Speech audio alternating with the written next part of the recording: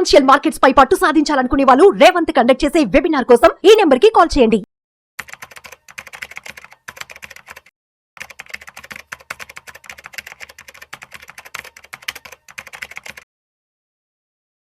Welcome to Vishnu talks. నేను విష్ణు. ప్రస్తుతంతో పాటు NISM and CRISIL certified wealth manager Revanth Chalamala ఉన్నారు. వారితో మాట్లాడదాం. నమస్తే రేవంత్. నమస్తే అండి. రేవంత్, మనం ఒక 2 years బ్యాక్ రీడ్స్ అనే కాన్సెప్ట్ గురించి మాట్లాడుకున్నాం. ఎవరు మాట్లాడినప్పుడు ఆల్మోస్ట్ ఒక 2-3 ఏళ్లకు ముందు, అంటే 2023లోనే మాట్లాడాం. అప్పుడు ఎక్కడా కూడా దానికి సంబంధించిన ఇన్ఫర్మేషన్ కానీ ఎక్కడ అంత అవైలబిలిటీ కూడా లేదు. అవును. సో ఈ మధ్య ఎక్కడ చూసినా కూడా రీడ్స్ గురించే వస్తుంది. అంటే రియల్ ఎస్టేట్ ఇన్వెస్ట్మెంట్ ట్రస్ట్. అసలు అంటే ఇప్పుడు ఎవరైతే కొత్తగా చూస్తున్నారో వాళ్ళ కోసంగా అసలు రీడ్స్ అంటే ఏంటి, ఈ రీడ్స్ లో ఎలా ఇన్వెస్ట్ చేయొచ్చు, ఏ కేటగిరీ ఆఫ్ పీపుల్ కి ఈ రీడ్స్ ఇన్వెస్ట్మెంట్ బాగుంటుంది అంటారు? సో బేసిక్ గా డీమ్యాట్ అకౌంట్ అంటూ ఓపెన్ చేస్తే అందరికి తెలిసింది మాక్సిమం కొంటే నేను ఈక్విటీ షేర్లు కొంటానని తెలుసు. ఈవెన్ మ్యూచువల్ ఫండ్స్ అని అంటే మనకు మాక్సిమం తెలిసింది ఈక్విటీకి సంబంధించినటువంటి మ్యూచువల్ ఫండ్స్ కొంటాం, లార్జ్ క్యాప్ మిడ్ క్యాప్, ఇంతే తెలుసు. కానీ the beauty of this market ఏంటి అని అంటే, మన మ్యూచువల్ ఫండ్లో కానీ ఈ డీమ్యాట్ అకౌంట్స్లో కానీ మన షేర్లు కొనొచ్చు, ఎఫ్డి లాంటి బాండ్లు కొనొచ్చు, గోల్డ్ కొనొచ్చు, రియల్ ఎస్టేట్ కూడా కొనొచ్చు. ఓకే. అన్నీ కలిపి ఉండే ఒక ప్లేసే ఈ మ్యూచువల్ ఫండ్ కానీ ఈ స్టాక్ మార్కెట్ కానీ. ఇందులో అన్నీ ఉంటాయి. అందరికీ తెలిసింది మాక్సిమం షేర్లు కొనాలి, అంతవరకే తెలుసు. ఈవెన్ మనకు multi asset based mutual funds కూడా చాలా వచ్చాయి. అందులో కూడా కొంతవరకు రీట్స్ ని యాడ్ చేసి పెడుతున్నారు. సో రీసెంట్గా రీట్స్ అనేది బాగా అవేర్నెస్ క్రియేట్ అవుతుంది.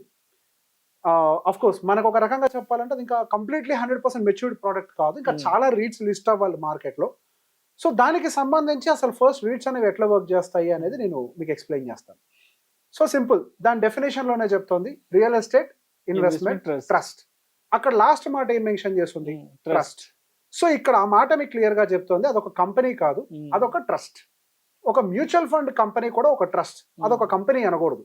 మ్యూచువల్ ఫండ్ ఏదైతే ఉందో అదొక ట్రస్ట్ కింద పిలువబడుతుంది.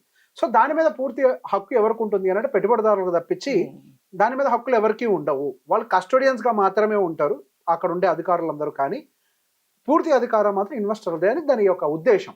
సో దాన్ని ట్రస్ట్ కింద ఫామ్ చేశారు. సో దాని స్ట్రక్చరే ఒక ట్రస్ట్ కింద ఫార్మేషన్ చేయడంతో దాని యొక్క అంటే దాని మీద అధికారం పూర్తిగా ఉండదు. దాని నుంచి వచ్చేటువంటి ఇన్కమ్కి కానీ ప్రతి ఒక్క దానికి కూడా కొన్ని నియమాలు ఉంటాయి. ఎంత ఇన్కమ్ డైరెక్ట్గా ఇన్వెస్టర్స్కి పాస్ ఆన్ చేయాలి, ఎంత మెయింటెనెన్స్ కోసం పక్కకు పెట్టాలి. సో ఇది అంతా ప్రీ డిఫైన్డ్గా ఉంటుంది. సో ఈ రీట్స్లో ఏం జరుగుతుంది అని అంటే, పూల్ ఆఫ్ ఫండ్స్ అంటే మీరు నేను మ్యూచువల్ ఫండ్స్ ఎట్లా పనిచేస్తుంటాయి, రకరకాల అందరం కలిసి ఒక ఫండ్లో పెట్టుబడి పెడితే ఒక ఫండ్ మేనేజర్ ఏం చేస్తాడు, వాడిని తీసుకొని వెళ్ళి రకరకాల స్టాక్స్ కొంటూ ఉంటారు. సో ఇక్కడ ఏం జరుగుతుంది అని అంటే ప్రాపర్టీస్ని ఎక్వైర్ చేసి పెడతారు. సో రీట్స్ ఏం చేస్తాయంటే premium commercial properties, office spaces, malls, ఇట్లాంటివన్నీ కూడా వాళ్ళు ఒక పూల్ కింద కొన్ని పెట్టి ఉంచుతారు అనమాట. ఇప్పుడు ఫర్ ఎగ్జాంపుల్ మనకి హైదరాబాద్ హైటెక్ సిటీలో మైండ్ స్పేస్ అని ఒకటి, రైట్? అదొక pool of properties. Mind space అనేది అది కూడా ఇందులో ఉంటుంది. రహేజా మైండ్ స్పేస్ ఉంటుంది కదా హైటెక్ సిటీలో, అది కూడా మనకి ఇప్పుడు ఎక్స్ప్లెయిన్ చేస్తాను నేను. దానికి సంబంధించి కూడా అది కూడా మనకి లిస్ట్ అయి ఉంటుంది, మైండ్ స్పేస్ కూడా. సో బేసిక్గా దాని యొక్క పని అది. సో విడివిడిగా మనం వెళ్ళి ఒక రియల్ ఎస్టేట్ అంత పెద్ద బిల్డింగ్ లో కొని రెంటల్ ఇల్లు ఇవన్నీ మనం చేయలేము. వాళ్ళకి కూడా ఏం కావాలి? క్యాపిటల్ కావాలి. ఎన్ని రోజులని కొని అన్ని వేల కోట్ల రూపాయలు అట్లా మూలుగుతూ ఉంటాయి. సో వాళ్ళు ఏం చేస్తారు, షేర్లు ఎట్లయితే అమ్మేస్తారో, ఇప్పుడు ఒక షేరు ఎందుకు ఐపీఓకి వస్తుంది, ఒక కంపెనీ షేర్స్ ఎందుకు అమ్మేస్తారు, వాళ్ళకి ఫండ్ కావాలి, ఎక్స్పాన్షన్ కోసం. In the same way reach concept కూడా అది, వాళ్ళకి ఫండ్ కావాలి. సో వాళ్ళు ఏం చేస్తారు, దాన్ని భాగాలు చేసేసి పబ్లిక్ లోకి ఇట్లా లిస్ట్ చేసి స్టాక్ మార్కెట్ లో అమ్మేస్తారు. ఈ DLF కూడా ఉన్నాయి, అన్ని ఉన్నాయి, చాలా ఉన్నాయి, చాలా ప్రాపర్టీస్ ఉన్నాయి. వాళ్ళు ఎక్స్ప్లెయిన్ నెక్సస్ అని ఇట్లా చాలా కంపెనీస్ ఉన్నాయి వీటిల్లో.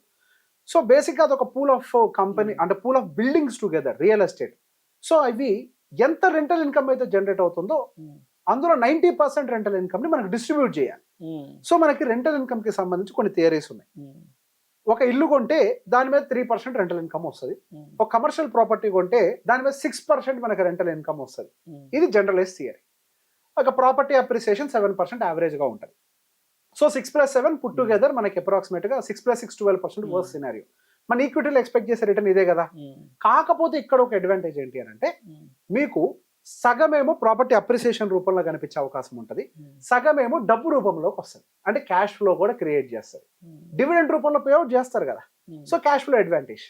సో బేసిక్ ఒక 1 కోటి రూపాయలు ఉందనుకోండి, సంవత్సరానికి 6 లక్షలు, నెలకి 50 యావరేజ్గా. దాని మీద అది ఎంత వద్దన్నా కానీ ఒక 7 లక్షలు 6 లక్షలు మళ్ళీ అప్రిషియేట్ అవుతుంటుంది. 1,06 లక్షలు 1,07 లక్షలు దాని మంది అది పెరుగుతుంది. సో అక్కడ మనకి cash advantage plus property. So ఒక రియల్ ఎస్టేట్ కొనేటప్పుడు మనం చూసే ఒక థియరీ ఇదే కదా, మనకి భూమి ఉంటుంది, ఇన్కమ్ వస్తుంది. సో అది కంప్లీట్ గా మనకి ఇక్కడ కనిపిస్తుంటది అనమాట. సో దీంట్లో ఉన్నటువంటి కీ బిహేవియర్స్ కొన్ని మనం అర్థం చేసుకోవాలి. రెగ్యులర్ ఇన్కమ్ కోసం ఒకటి దీన్ని ఆఫ్ చేస్తూ ఉంటాం. అదే ఒక రెగ్యులర్ రియల్ ఎస్టేట్ మనం బయట కొని చేయాలి అని అంటే liquidity concerns, transactional concerns, security concerns ఇక్కడ చాలా ఉంటాయి. అదే మనకి ఈ విషయంలోకి వస్తే లిక్విడిటీ చాలా హైగా ఉంటుంది. జస్ట్ లైక్ షేర్ కదా, అక్కడ అవతల ఇప్పుడు మీరు అమ్మేసుకోవాలి అనుకుంటే అవతల బయర్ కూడా ఒకటి దొరుకుతాడు ఆన్లైన్లో, ఐ మీన్ మార్కెట్లో, మనకి స్టాక్ మార్కెట్లోనే ఆ బిఎస్సీలోనే ఎన్ఎస్ఎం దొరికేస్తాడు, ఎక్స్చేంజ్ అయిపోతుంది ఇమీడియట్గా, మొహపరిచయం కూడా అవసరం లేదు. ఆ లీగాలిటీ అదంతా కూడా మనకు ఆల్రెడీ సెబీ నిర్ణయించబడి ఉంటుంది కాబట్టి ఏం జరగాలి ఏంటి అనేది ఆన్లైన్లో ఆటోమేటిక్గా జరిగిపోతుంది, ఓనర్షిప్ ట్రాన్స్ఫర్ అంతా కూడా.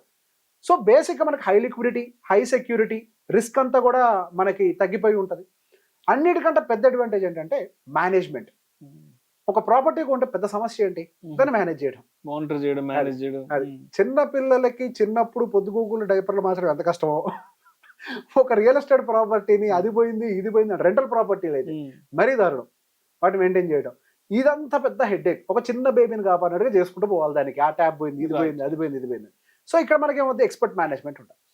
సో అక్కడ ఒక టీం ఉంటుంది, వాళ్ళకి ఎట్లా మేనేజ్ చేయాలో తెలుసు, ఎవరికి రెంట్కి ఇవ్వాలో తెలుసు, ఎలా అడ్వాన్స్ కలెక్ట్ చేయాలో తెలుసు, ఎలా లీగాలిటీ మెయింటైన్ చేయాలో తెలుసు. సో బేసిక్గా ఒక ప్రాపర్గా వాళ్ళు దాన్ని మేనేజ్ చేస్తారు కాబట్టి మనకు ఆ మెయింటెనెన్స్ ఇష్యూస్ కూడా ఉంటాయి. సో ఈ రీట్స్ విషయంలోకి వచ్చేసరికి మనకి 3 రకాల రీట్స్ ఉన్నాయి. ఒకటేమో ఈక్విటీ బేస్డ్ రీట్స్ అని అంటాం, అంటే పూర్తిగా అంటే మనకి ఇప్పుడు మోస్ట్ కామన్గా ఇండియాలో ఉందంటే ఈక్విటీ బేస్డ్ రీట్స్ అనమాట.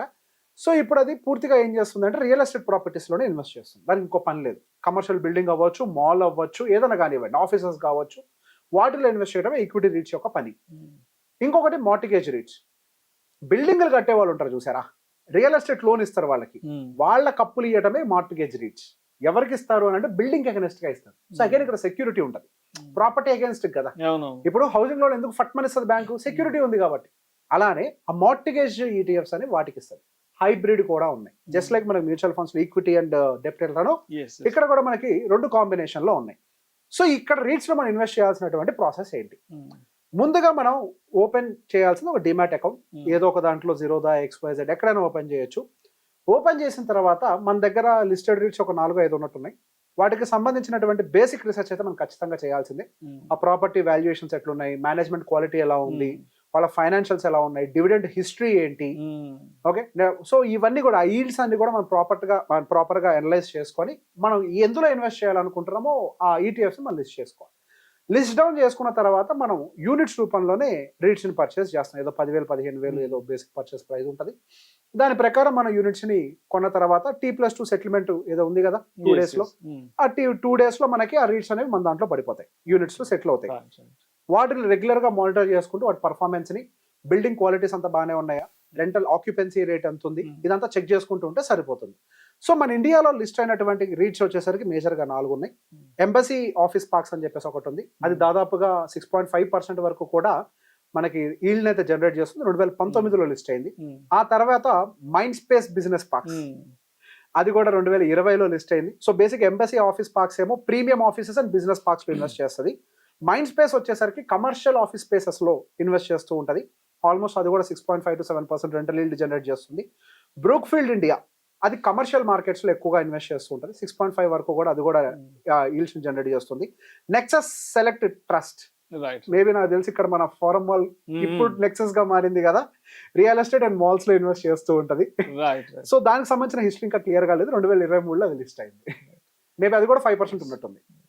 సో ఇది ఇప్పుడు మరి డిమాట్ ద్వారా ఈ రీట్స్ లో ఇన్వెస్ట్ చేయాలంటే అంటే ఎంత అమౌంట్ నుంచి మనం స్టార్ట్ చేసుకోవచ్చు అంటారు మన ఇన్వెస్ట్మెంట్ రీట్స్ లో? సో బేసిక్ గా 10,000 రూపీస్ నుంచి కూడా ఓపెన్ చేస్తున్నారు, 10,000 రూపాయల నుంచి కూడా.